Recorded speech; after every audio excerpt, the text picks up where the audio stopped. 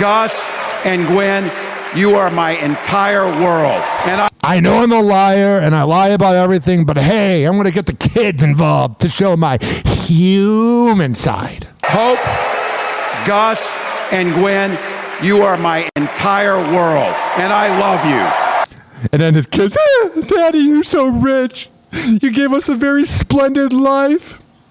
I'm not saying the kids crying is fake, but oh my goodness, all the liberals, it's so inspirational seeing rich kids crying for their father.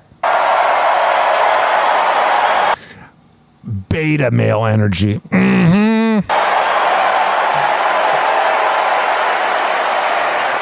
It's okay to cry for your father, but when people on the right do it, like you had Kyle Rittenhouse crying in court or whatever, everybody on the left makes fun of it, and I'm sure people in the Trump family have cried, but when someone on their party does it, we gotta respect it. Can we just meet in the middle and realize it's all fake crying? Michelle Obama is standing up for Gus Walz after his viral support for Dad Tim Walz at the 2024 Democratic National Convention.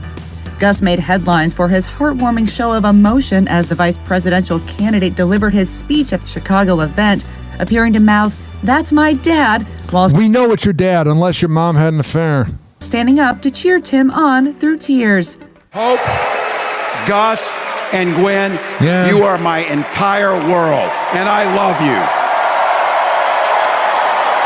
I don't know why it just seems so fake. I'm not against them crying for their dad. It's a big moment. I get it. But there's something so fake about it. It just seems so fake.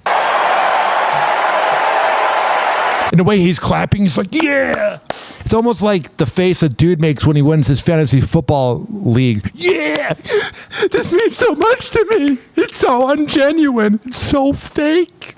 I'm letting you in on how even his sister right next to him is like, bro, calm down.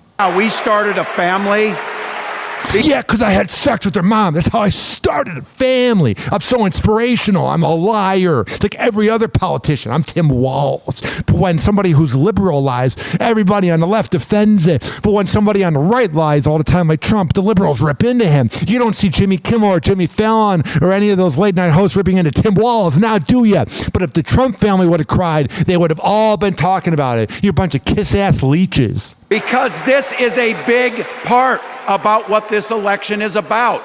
What? The fact that Kamala Harris, I don't even know what her name is. I like saying it wrong. I call it Kamala because I'm not voting. The fact that Kamala Harris was never getting a popular vote, but you just gave her the election because you guys made old man Biden and your elder abuse made him think he had a chance. You didn't earn diddly squat. Freedom.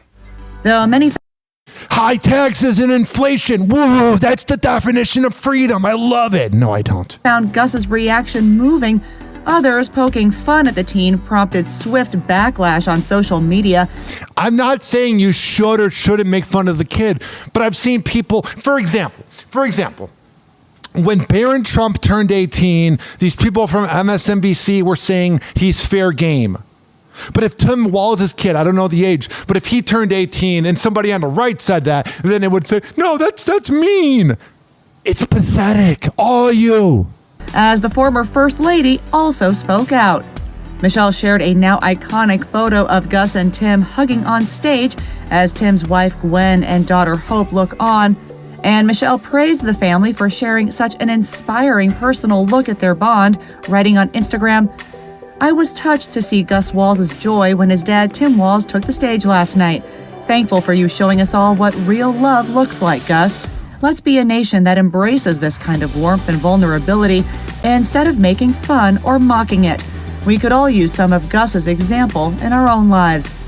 No one knows that better than Tim and Gwen. The Minnesota governor and his wife recently issued an exclusive statement to People magazine about discovering how Gus's neurodivergence, which includes ADHD and a nonverbal learning disorder, that's what I have. We have something in common. Ultimately make him stronger, saying in part, "Like so many American families, it took us time to figure out how to make sure we did everything we could to make sure Gus would be set up for success as he was growing up.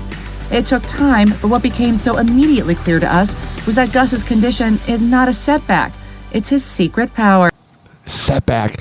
I have ADHD and nonverbal, and I don't even accept it. I have it. I keep working. I hate when people who have disabilities that they talk about. Yeah, I have nonverbal learning disability. I can't read like facial expressions, which is kind of a problem when you're on dates. But what I'm saying to you is I can't read like hand motions.